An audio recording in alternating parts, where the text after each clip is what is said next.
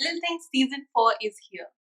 Can't believe that we have followed Dhruv and Kavya, or rather, Momo and Biryani Monster throughout 4 long seasons. I feel like they have become a household name in these 4 years. And do you remember how this started? They started as a small homegrown YouTube production, and now they have become a full successful Netflix franchisee. And of course, they have become a stencil for all these millennial relationships. Now, this adorable couple and their adorable love story is bidding goodbye to us. And I felt that it was completely appropriate for me to come here and spill the beans about this show, this last season of this show that I binged watched on 15th of October, the same day that it released. So I'm here to tell you all about it, the good, the bad, the ugly, the beautiful. But I would really give you a warning before we start and before we dive into the specifics that this is not a spoiler-free review. There will be spoilers ahead. So, and it's not even like a review, it's a discussion on what I felt like a fellow audience member. So yeah, if you have already watched it and you just want to compare notes with me, or you don't really mind the storyline getting wasted, but you just really want to understand if that's worth your time, because let's face it, the fourth season is about 4 hours, 4.5 hours, and my review is going to be fairly roughly about 20-25 minutes. So if you just want to budget your time like that, or you already know the story, only then keep on watching. And if you are afraid of spoilers, skip the video for right now, go watch Little Things and come back to this video. I will be waiting. So yeah, grab your popcorn, grab your biryani, grab whatever that you want, and yeah, let's get started. Okay, so the way we are going to do this is basically I'm going to go with what I liked and what I didn't like corresponding to that point, and of course I'll tell you the overall feeling that I've had after watching the show. Okay, so it's going to be a bit difficult, all right, because it's a very, very, very emotional show for me, and I watched it with a lot of heavy heart because it was the last season and all.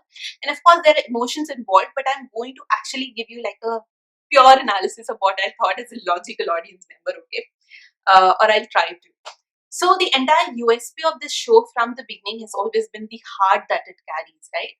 And I would still say that this continues, that feeling, that emotion still continues in the season 4.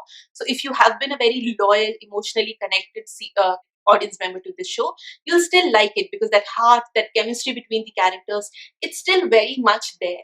And you will feel at home, and you will feel a lot of heavy heart in like the as it approaches its demise, or as it approaches its end in the 6th, 7th, and 8th episode in the 4th season. So let me just give you an overview of what really happens. The season starts with Kavya and Dhruv meeting after 14 months, because in the by the end of 3rd season, Kavya was contemplating going back to her parents' house in Nagpur and spend some quality time with them. And Dhruv was actually contemplating taking a job in Finland. So they actually did that. Kavya went and lived with her parents in Nagpur, and he was in Finland. And because of a lot of international long distance sort of logistical difficulties, they could finally meet after 14 months. And I feel like a lot of us can actually relate to this thing of not meeting our friends and loved ones for a really long time because of COVID. They did it very smartly, they never really mentioned COVID, and there was no COVID angle in the show, but they still were able to give you this impact of two people getting stuck in two different cities and were not able to meet for a really long time. So that was done beautifully, I think. So they are now meeting after 14 months in Kerala. Now Dhruv is going to get a job in Mumbai, and Kavya is looking for a promotion from Nagpur to Mumbai in the same office, so that they can, pursue their relationship in the same city in Mumbai. But before that, they stop by in Kerala to have a small vacation in Cochin and Munnar. So the first 2 episodes are based in Kerala, and they are, to be very fair, quite a delight to be watched. I think they are really nice.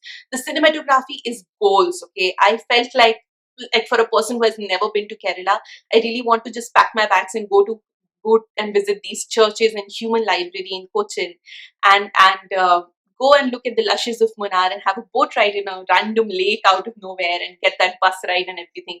So all of those things are great, and I completely think that they have their own beauty. The background score really, really fits well.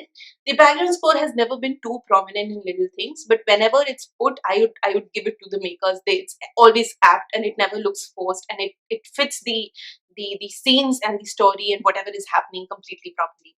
However, what I didn't like was the first two episodes where they are in Kerala, right?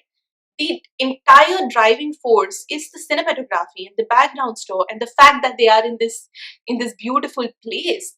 I am not really invested in what they are talking about, because the conversations, they felt quite forced. They are very, very insightful for that matter, but it felt like, because the writers have changed. I think the major drawback of this season is the writers have changed.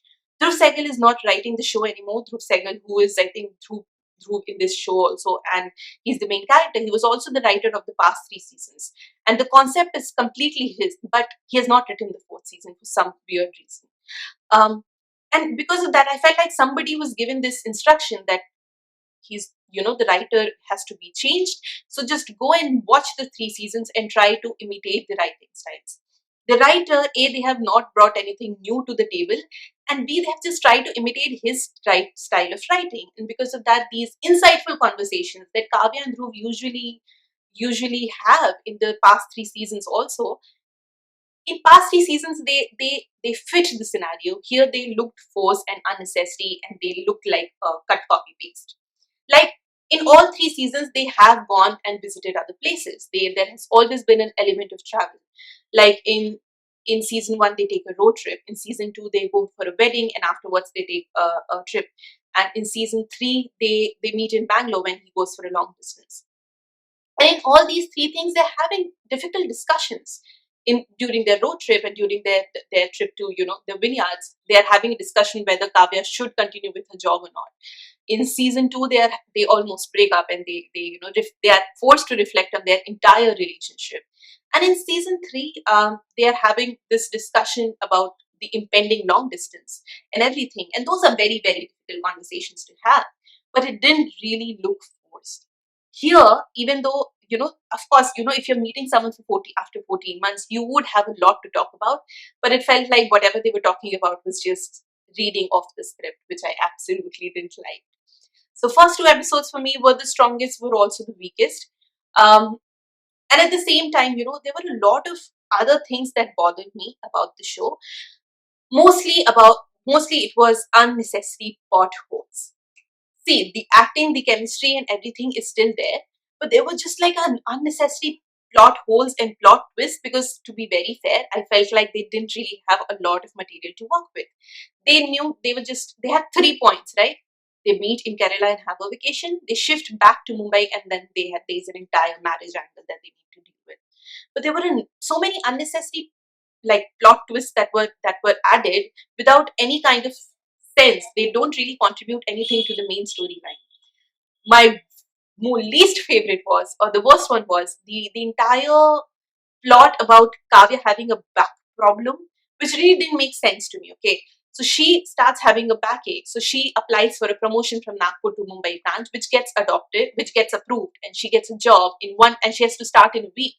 But suddenly she gets this medical report that her backache that she is taking casually is actually a very big problem, and she has to be on rest for a couple of months. So she cannot join her job back, and now she's having an existential crisis because people are equating her to homemakers, which she doesn't like. But the entire, like the comedy of this entire plot is that she can walk really, really fast. If you remember the scene when she goes to fetch the key from Dhruv, and she can spend an entire night in the car sleeping. Like, my back is fine right now, but if you tell me to, like, sleep for an entire night in car, my healthy back is going to definitely say goodbye to me. And a person who is supposed to be on bed rest for backache, how can that person logistically spend night in the car? And they actually do it purposefully. They actually decide to just go and sleep, and not even on back seat, on the front seat, which just, I mean, I know we are not supposed to be that technical and logical, but it just, the entire, all of this, because the only way through which we understand that she has a backache problem is that everyone is passing her a cushion that every time she goes on to sit. But that's all. If you're going to make 2 episodes out of that plot, you might as well make it very plausible. And how is that really adding up to the entire story? It's not like that engagement gets delayed because of it or anything. Backache is just there because they needed 2 more episodes, or they or maybe they got a cue that insert a traumatic storyline. The other thing is the parents, dude. The parents. These are the parents of Indian society, all right? And they are so sweet and unproblematic. I don't understand. There is one thing that they have absolutely no problem being their kids being in a live-in relationship, but the transition from a live-in relationship to a marriage, or to the transition of a relationship to a love marriage, I don't think anybody has had this smooth in the entire love marriage scene of Indian society. They're so sweet, and even when they meet each other, which I think both sets of parents are meeting each other for the very first time, they are fine. There is no conflict. Even I understand that this series is quite progressive, and not an average Indian child would be able to relate to this. But even if you think about permanent roommates, when the parents of both girl and the boy they meet, there are conflicts, and I was expecting those conflicts, all right, but there was nothing really. Um, Even when Kavya moves back to her parents' house, and their habits and their lifestyles clash, it is something that we can very easily relate to, especially us unmarried people in our 20s who have moved back with our parents in the wake of the pandemic.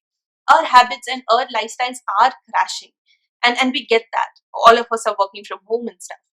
So that's what makes it relatable, right? Like, one of the biggest USPs of the show is that it has always been relatable. And how can you make such an unrealistic, unrelatable parent-daughter, parent-son relationship? I think the only thing that I really liked about the entire plot was this awkward but very sweet and very genuine and very like innocuous conversation that Dhruv and his dad have in their balcony. I could see that, dad is being inexpressive, but also he's like really proud. It says things that I really like your balcony, because balcony is not only like a part of the house; it's a symbol of success of his son and his going to be of his to be daughter-in-law, which is so great. And I really like the part that his father played, and the relationship that was portrayed between him, both of them, because it felt like they're not talking about the relationship, because fathers don't really talk about emotions in a very direct way usually, and that was very relatable. But they were still trying to mend the bridges somehow. So that was great. But other than that, and they were also other than that, the entire parents plot didn't make sense to me. Also, there were some inconsistencies in Dhruv and Kavya's character also.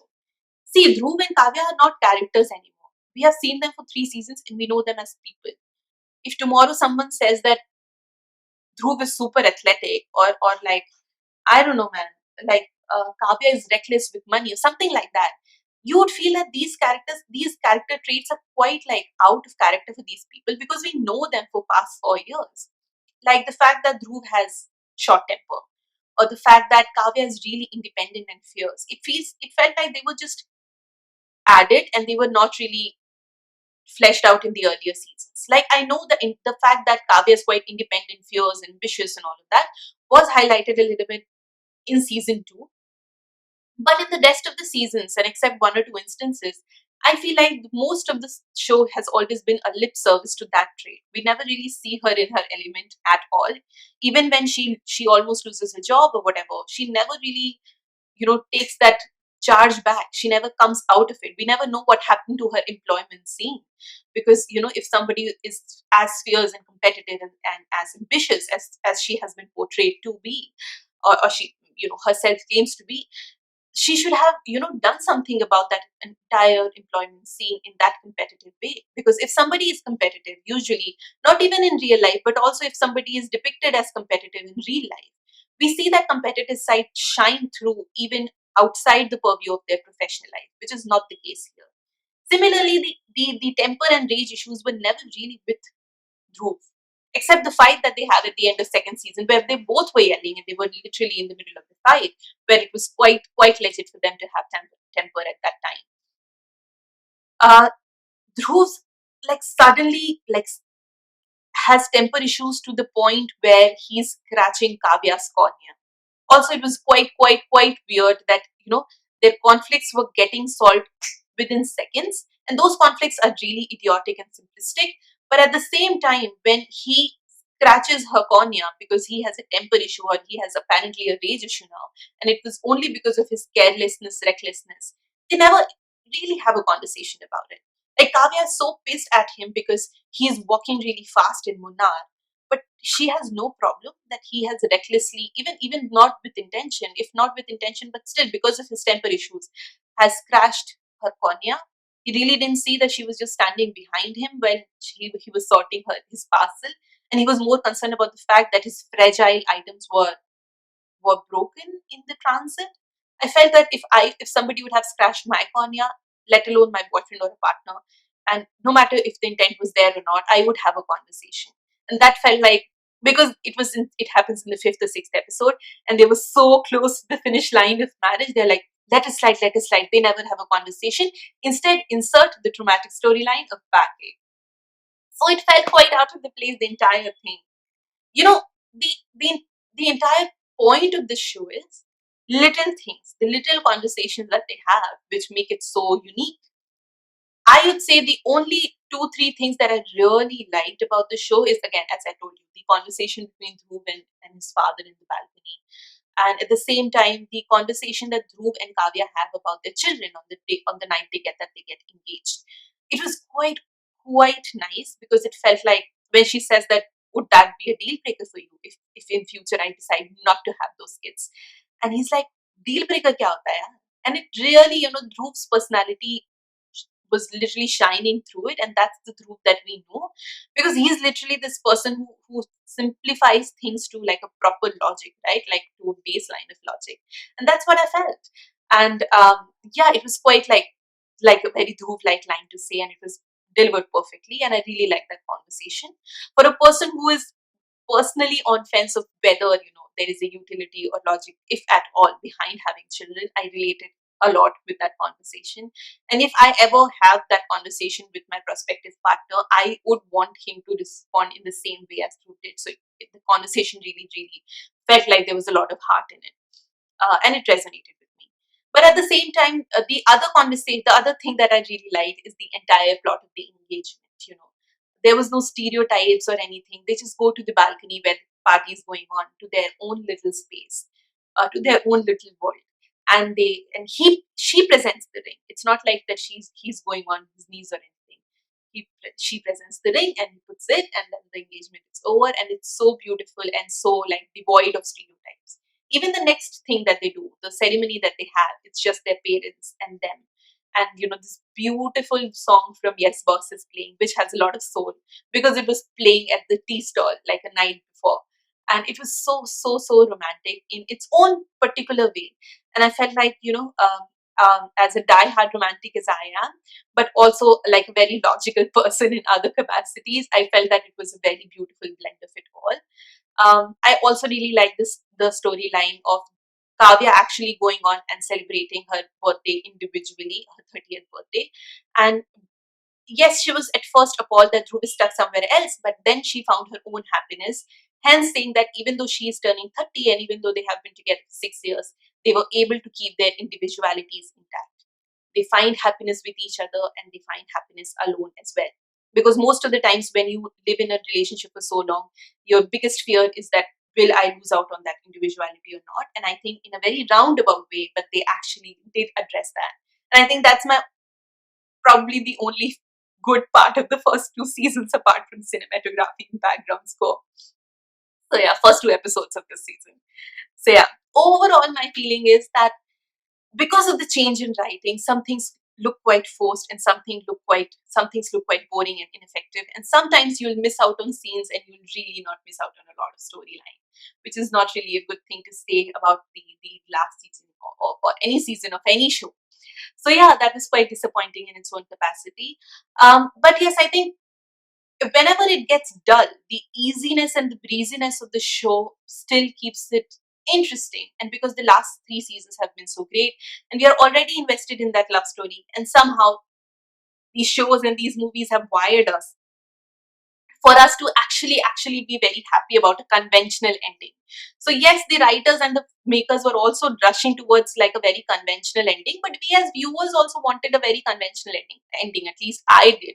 So the engagement made me happy, and I felt I if you actually make it through the entire season and you see the eighth episode, you will actually uh, you will actually end the show with heavy heart and a lot of mushy emotions, which they have, been able to achieve properly. But yeah, in middle it gets boring, in middle it gets clunky, and in middle it feels like a cut copy paste of Dhruv's writing style, which is definitely not a good look on the show. But yes, that's what uh, I thought about the show. I'm not going to rate it or anything. It's not a review like that. I'm not a professional reviewer. Just an honest, genuine, over enthusiastic audience member. Hope you like this review slash discussions on Little Things season 4. You can catch Little Things on Netflix.